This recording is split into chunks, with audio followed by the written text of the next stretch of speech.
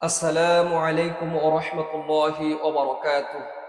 الحمد لله رب العالمين والعاقبة للمتقين والصلاة والسلام على رسوله الكريم أما بعد. দেশে ও প্রবাসে কাছে বা দূরে যে যেখান থেকে আমাদের অনুষ্ঠান দেখছেন সকলকে স্বাগত জানাচ্ছি। আমি ইদ্রিস বিন শাহজামাল। আশা করি আল্লাহর রহমতে আপনারা সবাই ভালো আছেন। নিয়মিত আলোচনার অংশ হিসেবে আজকে আমরা উপস্থিত হয়েছি একটি গুরুত্বপূর্ণ বিষয় নিয়ে কথা বলার। আজকের আলোচনার বিষয় হচ্ছে হুকুকুল ইকর বা আত্মীয়তার সম্পর্ক বা আত্মীয়তার হক। বিষয়কে লক্ষ্য করে খুব সংক্ষিপ্ত পরিসরে আপনাদের সামনে কয়েকটি কথা বলেই ইনশাআল্লাহ আলোচনা শেষ করব। চলুন আমরা মূল আলোচনায় যাই। আল্লাহ রাব্বুল আলামিন আমাদেরকে পারস্পরিক যে সম্পর্ক তৈরি করেছেন, রক্ত সম্পর্ক, তার মধ্যে একটি হচ্ছে আত্মীয়তা। আত্মার সম্পর্ক, অর্থাৎ আত্মা থেকে যে সম্পর্ক তৈরি হয় তাকে বলা হয় আত্মীয়। আল্লাহ রাব্বুল আলামিন আত্মীয় স্বজনের হক এ বিষয়ে বলতে গিয়ে বলেছেন, ওয়াআতি যাল কুরবা হাক্কাহু ওয়াল মিসকিনা ওয়াবনাস সাবিলি ওয়ালা তুবাযজির তাবযীরা। তোমরা তোমাদের আত্মীয় স্বজনের হক যেটি সেটি দিয়ে দাও, বিশেষ করে মিসকিন, পথিক, তাদেরকেও তোমরা তাদের অধিকার সমূহ দিয়ে দাও, হক আদায় করো। ওয়ালা তুবাযজির তাবযীরা, আর তোমরা আল্লাহর দেওয়া নিয়ামতকে অপচয় করো না। অন্য জায়গায় আল্লাহ রাব্বুল আলামিন বলেছেন, ইয়া আইয়ুহান নাসু তাকু রাব্বাকুমুল্লাযী খলাকাকুম মিন নাফসিন ওয়াহিদাতিন ওয়া খলাকা মিনহা যাওজাহা ওয়া বাথা মিনহুমা রিজালান কাসীরান ওয়া নিসাআ ওয়াত্তাকুল্লাহাল্লাযী তাসাআলুনা বিহি ওয়াল আরহাম ইন্নাল্লাহা কানা আলাইকুম রাকীবা।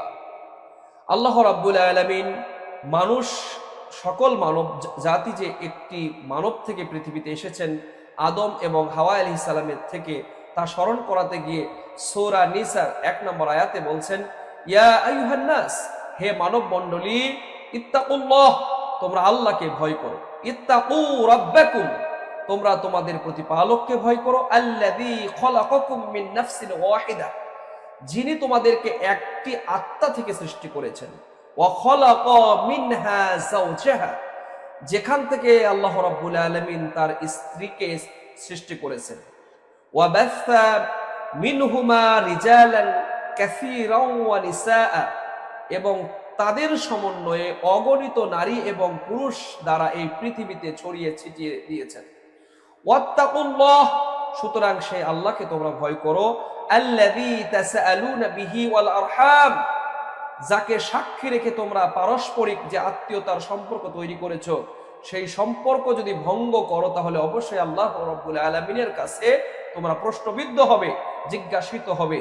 ইন্নাল্লাহা কানা আলাইকুম রাকীবা, নিশ্চয়ই আল্লাহ তোমাদের প্রত্যেকটি কাজের বিষয়ে তীক্ষ্ণ দৃষ্টি রাখেন।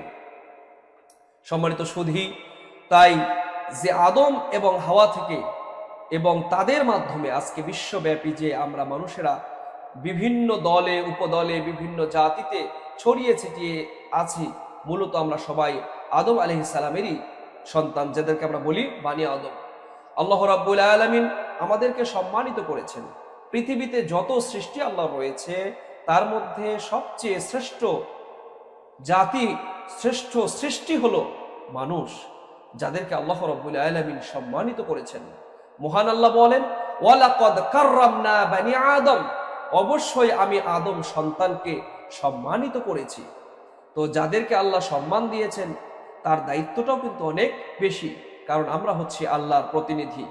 তাই আল্লাহ রাব্বুল আলামিন বলছেন, আত্মীয় স্বজনকে তাদের অধিকার আদায় করে দেওয়া উচিত, তাদেরকে আল্লাহর ভয় দেখানো উচিত।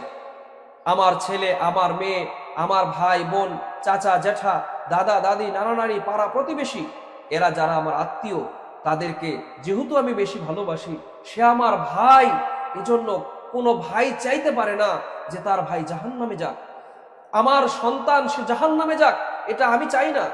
আমি একজন বাবা হিসেবে আমি চাই না আমার সন্তান জাহান্নামে যাক, আমি চাই না আমার আত্মীয় কেউ আগুনে পড়ুক, নিশ্চয়ই আমি তার কল্যাণকামী। এজন্য যদি সত্যিকার অর্থে আমি তার আত্মার আত্মীয় হই, তাহলে একজন আত্মীয় হিসেবে অন্য আত্মীয়র কল্যাণ কামনা করা, তাকে পাপ কাজ থেকে ফিরিয়ে আনা, সৎ কাজে দাওয়াত দেওয়া, একজন মুমিন হিসেবে, একজন মুসলিম হিসেবে আপনার এবং আমার কিন্তু নৈতিক দায়িত্ব। এজন্য রাসূলুল্লাহ সাল্লাল্লাহু আলাইহি ওয়াসাল্লাম আমাদেরকে বলেছেন আত্মীয় স্বজনের প্রতি সদাচরণ করা। আল্লাহ রাব্বুল আলামিন সূরা শুআরার 214 নম্বর এবং 15 নম্বর আয়াতে বলছেন, ওয়া আনজির আশীরাতাকাল আকরাবিন ওয়াখফিজ জানাহাকা লিমান ইত্তাবাআকা মিনাল মুমিনিন। আত্মীয় স্বজনকে, হে নবী, আপনি আত্মীয় স্বজনকে আল্লাহর ভয় দেখান, তাদেরকে আল্লাহর ভয় দেখাতে নির্দেশ দিয়েছেন। এজন্য আমাদের কাছের মানুষদেরকে আমরা দ্বীনের পথে ডাকবো, পাপ কাজ ছেড়ে দেওয়ার জন্য উৎসাহ দিব এবং আল্লাহর দ্বীনের ইবাদতগুলো করবার জন্য তাদেরকে উৎসাহ দিব, তাদেরকে নির্দেশনা দিব। দ্বিতীয় কাজ হলো যারা আমাদের আত্মীয় স্বজন তাদেরকে ওসিয়ত করে যাওয়া, তাদেরকে দ্বীনের পথে ওসিয়ত করা, সম্পদের জন্য ওসিয়ত করা, পাপ কাজ থেকে বেঁচে থাকার জন্য তাদেরকে ওসিয়ত করা, প্রতিনিয়ত তাদের জন্য ওসিয়ত করতে হবে। আত্মীয়তার সম্পর্ক যেন সুদৃঢ় রাখা যায়, এই জন্য পরস্পরে হাদিয়া দেওয়া, পরস্পরের খোঁজ খবর নেওয়া, বিপদে আপদে তার পাশে দাঁড়ানো একজন মুমিনের দায়িত্ব। আয়েশা রাদিয়াল্লাহু আনহা থেকে বর্ণিত, রাসূল সাল্লাল্লাহু আলাইহি সাল্লাম বলেছেন, আর রহিমু শাজনাতুন ফামান ওয়াসালাহা ওয়াসালতুহু ওয়া মান কাতাহা কাতাতুহু। আত্মীয়তার সম্পর্ক এমন একটি ঢাল, যে ব্যক্তি তা রক্ষা করে তাহলে সে যেন সবকিছুই রক্ষা করলো, আর যে ব্যক্তি তা ভঙ্গ করলো সে যেন সম্পর্কটাই নষ্ট করে দিল। এজন্য আত্মীয়তার সম্পর্ক রক্ষা করতে হবে, আত্মীয়কে ভালোবাসতে হবে। আত্মীয়তার সম্পর্ক যদি কেউ ছিন্ন করেন, শুধু দেখা যায় অনেককে আমরা দেখি টাকা পয়সা বেশি হলে তারা নিজেদের আত্মীয়দেরকে স্বীকৃতি দিতে চান না, তাদেরকে নিজেদের কোনো অনুষ্ঠানে দাওয়াত দেন না, নিজের মান সম্মান ক্ষতি হবে বলে। অথচ রাসূলুল্লাহ সাল্লাল্লাহু আলাইহি ওয়াসাল্লাম বলেছেন, আত্মীয় গরিব হোক ধনী হোক, তাদেরকে দাওয়াত দেওয়া, তাদের হক আদায় করা, তাদের বাসায় খোঁজ খবর নেওয়া, এই পরস্পরে হাদিয়ার আদান প্রদান করা রাসূল সাল্লাল্লাহু আলাইহি ওয়াসাল্লাম নির্দেশ দিয়েছেন।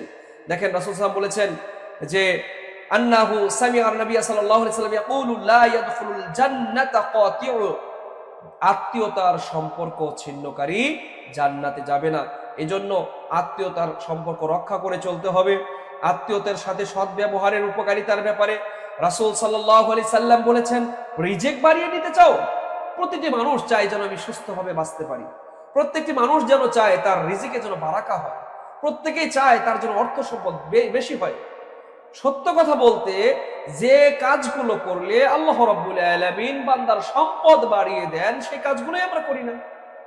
দান সদকা করলে আল্লাহ সম্পদ বাড়িয়ে দেন, হজ উমরা করলে আল্লাহ সম্পদ বাড়িয়ে দেন, অসহায় দুস্থ মানুষকে দান করলে আল্লাহ সম্পদ বাড়িয়ে দেন। টাকা পয়সার অভাব হলে রাসূল সাল্লাল্লাহু আলাইহি ওয়াসাল্লাম বলেছেন বিয়ে করো, বিয়ে করলে আল্লাহ রাব্বুল আলামিন বান্দাকে অভাবমুক্ত নিজ দায়িত্বে করার অঙ্গীকার করেন। আত্মীয় দুস্থ অসহায় মানুষকে দান করলে, সদকা করলে আল্লাহ সম্পদ বাড়িয়ে দেন। তো যেই কাজ করলে আল্লাহ রাব্বুল আলামিন সম্পদ বাড়িয়ে দেন, সেই কাজগুলোই কিন্তু আমরা করি না। দেখেন আনাস ইবনে মালিক রাদিয়াল্লাহু আনহু থেকে এই হাদিসটি এসেছে, তিনি বলেছেন, মান আহাব্বা আইয়াবসুতা ফি রিজকিহি।